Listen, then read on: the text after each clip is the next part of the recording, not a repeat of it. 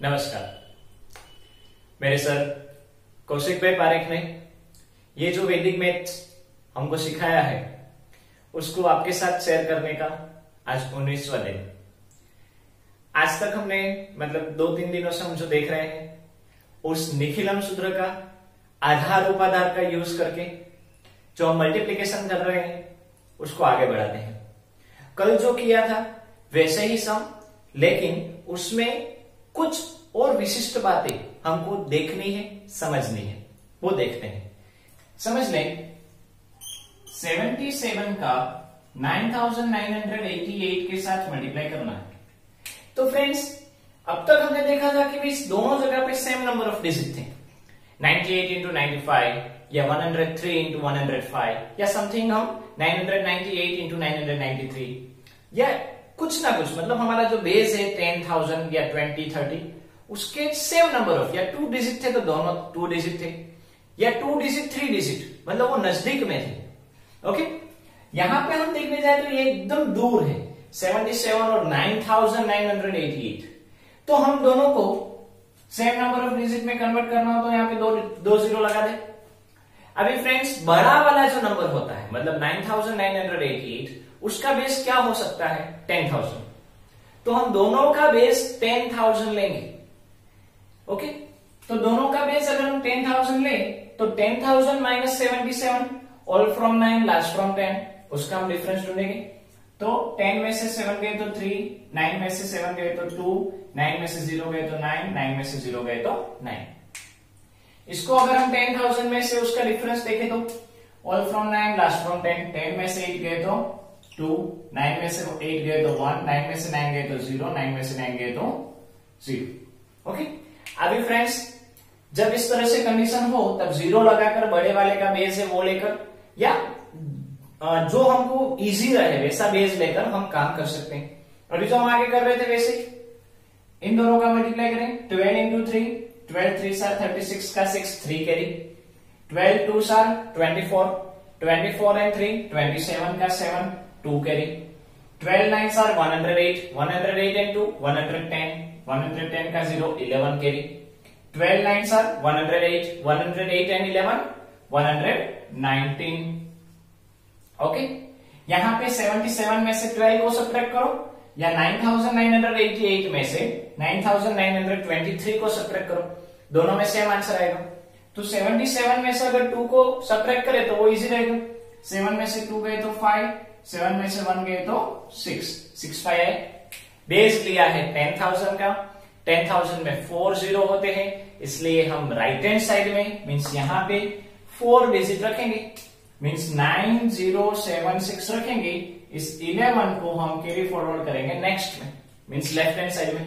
11 यहां पे प्लस होगा, 65 प्लस 11, 1 प्लस 5 6, 6 प्लस 1 7। तो इस तरह से हमारा ये आंसर मिलता है। यहाँ पे निखिल संख्या फाइंड आउट करने की जरूरत नहीं है। क्यों? क्योंकि दोनों जगह पे माइनस है, तो माइनस माइनस प्लस, तो निखिल संख्या की जरूरत नहीं है। तो ऐसे हम सम इस तरह से कर सकते हैं। जब डिफरेंस ज्यादा हो तब हम आगे बढ़ेंगे। समझ ले फ्रेंड्स कि मल्टीप्लाई करना है 43 का 46 के साथ। बेस हम कुछ भी ले सकते हैं, 30 लिया, 40 लिया, 50 लिया, 60 लिया, 100 लिया। ओके, समझो हमने पहले बेस लिया 40 का, 40 का हम बेस लें तो 40 से हम देखने जाए तो ये 3 और 6 बड़े हैं। राइट हैंड साइड में मल्टीप्लाई 6 3 सा 18, 43 प्लस 6 49। ओके, 40 यानी कितने टाइम्स बड़ा हुआ? अगर हमारा बेस 10 होता है तो 10 से देखने जाए तो कितने टाइम्स बड़ा हुआ? 4 टाइम्स। तो हम राइट हैंड साइड को, सॉरी लेफ्ट हैंड साइड को 4 के साथ मल्टीप्लाई करेंगे। 49 का 4 के साथ मल्टीप्लाई, तो 49 मत समझो 50 समझो। 50 का अगर हम 4 के साथ मल्टीप्लाई करते तो 5 4 साथ 20, 200 आ दे। 49 और 50 के बीच का डिफरेंस 1 इंटू 4 यानी 4। 200 में से 4 को सब्ट्रैक्ट करो 196, मतलब 49 का हम 4 के साथ मल्टीप्लाई करेंगे तो क्या आया 196। यहाँ पे 18 के 18। बेस में 40 में एक जीरो है तो हमने एक डिजिट रखा, 8 रखा, 1 को कैरी फॉरवर्ड किया, मतलब वो लेफ्ट हैंड साइड में गया। 1 अगर यहाँ पे आ जाएगा तो 1 प्लस 6 7, रिमेनिंग डिजिट ऐसे ही, ये आंसर आ गया। प्लस प्लस प्लस मतलब निखिल नहीं है, फिर से हमने लाइन नहीं बने। समझो इसी क्वेश्चन को हम देखें, हमने बेस लिया अभी 50 का, 50 यानी 10 इंटू 5, मतलब हमारा जो आधार है 10, उससे ये 50 उपाधार कितना दूर है, कितने टाइम्स बड़ा है, 5 टाइम्स बड़ा है। उपाधार 50 से इसका हम डिफरेंस देखने जाए तो इतना आएगा 7 and 4, राइट हैंड साइड में मल्टीप्लाई 7 4 28, 43 में से 4 गए तो 39, 5 टाइम्स बड़ा है इसलिए हम लेफ्ट हैंड साइड को 5 के साथ मल्टीप्लाई करेंगे। 39 का जब 5 के साथ मल्टीप्लाई करना है तब 39 का 40 समझो, 40 इंटू 5 यानी 200, 200 में से 5 सब्ट्रैक्ट करो क्योंकि 39 और 40 के बीच का एक डिफरेंस है 1 इंटू 5 5, 200 में से 5 सब्ट्रैक्ट किया 195 और ये 28 ऐसे ही। 50 हमारा उपाधार है, उस उपाधार में एक जीरो है इसलिए हम यहाँ पे एक डिजिट रखेंगे, इस एक डिजिट को कैरी फॉरवर्ड करेंगे, 2 यहाँ पे ऐड होगा 1978, आया सेम आंसर। ओके, समझो अभी हमने बेस ये 40 50 नहीं 100 का लिया, हमने बेस कौन सा लिया 100 का। अगर हम 100 का 43 और 46 को 100 में से सब्ट्रैक्ट करेंगे तो थोड़ा बड़ा हो जाएगा, इसलिए हमने क्या किया, बेस 100 का लिया, हमारा आधार 100 लिया, लेकिन 100 को डिवाइड बाई 2 किया, मतलब हमको उपाधार मिला 50। मतलब क्या हुआ कि हमारा बेस है 100 लेकिन हमने उसको 2 के साथ डिवाइड करके 50 ले लिया। अभी 50 से इसका हम डिफरेंस देखने जाए तो 7 and 4 आएगा जैसे यहाँ पे आया था, मतलब यहाँ पे जो आया वही चीज यहाँ पे आएगी। 7 4 28, 43 में से 4 जाएंगे तो 39 हुआ, 39 and 2 8। यहाँ पे 4 टाइम्स बड़ा था इसलिए हमने लेफ्ट हैंड साइड को 4 के साथ मल्टीप्लाई किया, 5 टाइम्स बड़ा था तो लेफ्ट हैंड साइड को 5 के साथ मल्टीप्लाई किया। यहाँ पे हाफ है मतलब डिवाइड बाई 2 है तो हम लेफ्ट हैंड साइड को क्या करेंगे, डिवाइड बाई 2 करेंगे। अगर 39 को डिवाइड बाई 2 करोगे, अगर 39 को हम डिवाइड बाई 2 करें तो 2 1 2, 2 9 18 और 1 आया। इसको अगर हम पॉइंट फॉर्म में देखने जाए तो यहाँ पे डेसिमल, यहाँ पे 0, 19.5, 19.5 को हम 0.5 को हम हाफ बोल सकते हैं, 1/2। ओके ना, 0.5 यानी क्या, हाफ। तो 19.5 या 19 इंटीजर 1/2 दोनों का मतलब सेम हुआ। मतलब क्या हुआ कि अगर मैंने 39 को डिवाइड बाई 2 किया तो 19 और 1/2 आया।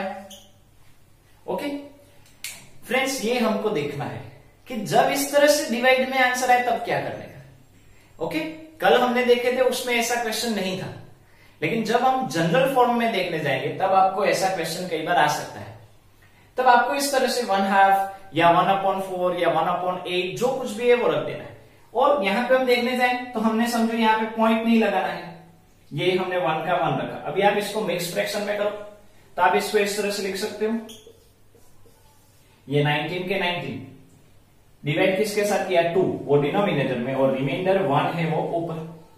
कई बार यहाँ पे 4 होगा, यहाँ पे 1 होगा, 1/4 आएगा। ओके, तो 19 हाफ एंड 28। हाफ यानी जो हमारा बेस है रियल उसका हाफ। बेस कितना है 100, 100 का हाफ 50।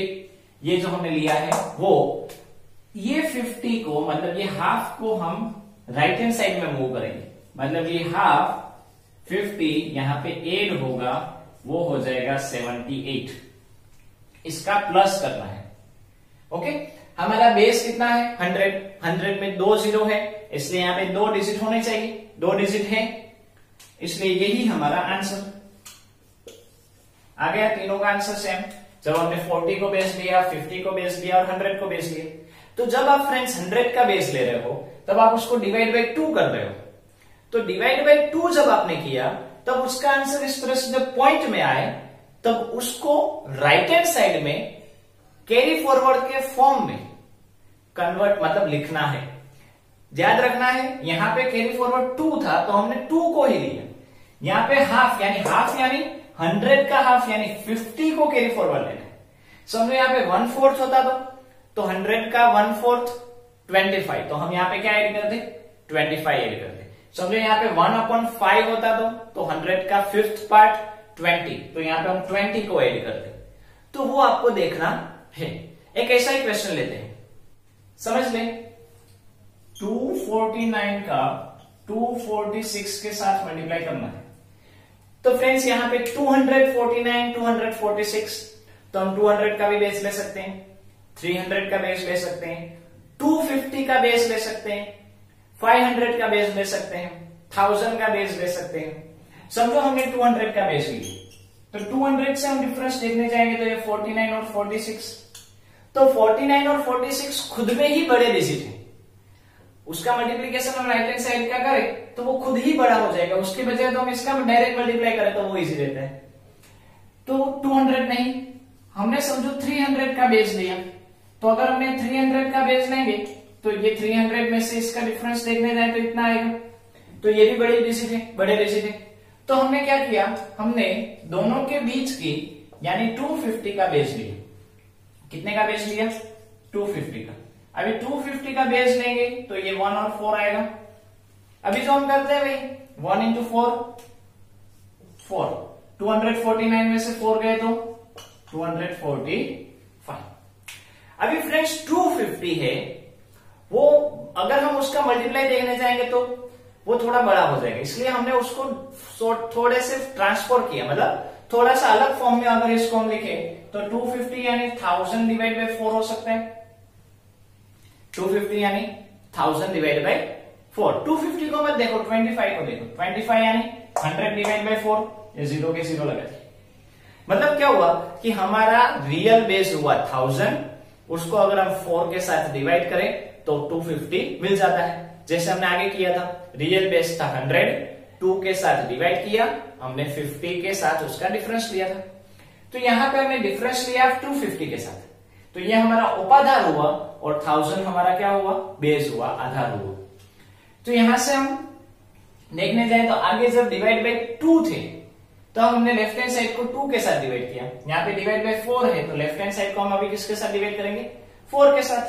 तो अगर हम 245 को 4 के साथ डिवाइड करें तो हमको कुछ इस तरह से आंसर मिलेगा 61, और यहाँ पे रिमाइंडर कितनी रही? 1। तो मैं इस 245 को हम इस तरह से लिख सकते हैं 61 1/4। क्या आया? 61 1/4। 1000 का बेस है, 1000 में 3 0 है, इसलिए राइट हैंड साइड में 3 डिजिट होने चाहिए। तो यहाँ पे तो एक ही है, तो हम यहाँ पे 0 0 लगा सकते हैं, हो गए 3। अभी फ्रेंड्स 1/4 है, 1000 का 1/4 यानी 250, तो ये 1/4 को हम राइट हैंड साइड में मूव करेंगे, जैसे हमने आगे वाले सम में किया था। मतलब क्या हुआ कि 1000 का 1/4 यानी 250 इसमें ऐड होगा, इसमें हम ऐड करेंगे तो ये आंसर है। 3 डिजिट है, कैरी फॉरवर्ड की जरूरत नहीं, माइनस माइनस प्लस, मतलब यही हमारा आंसर 61,254।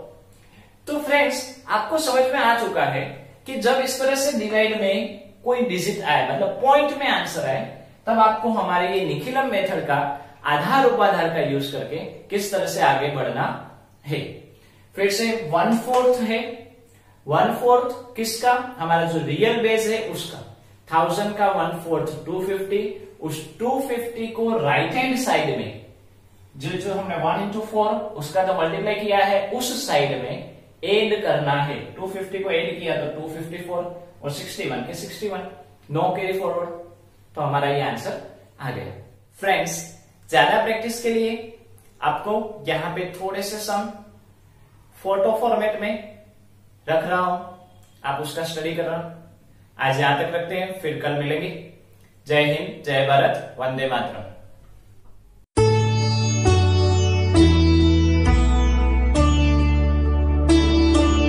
ॐ ऐं नमः। ॐ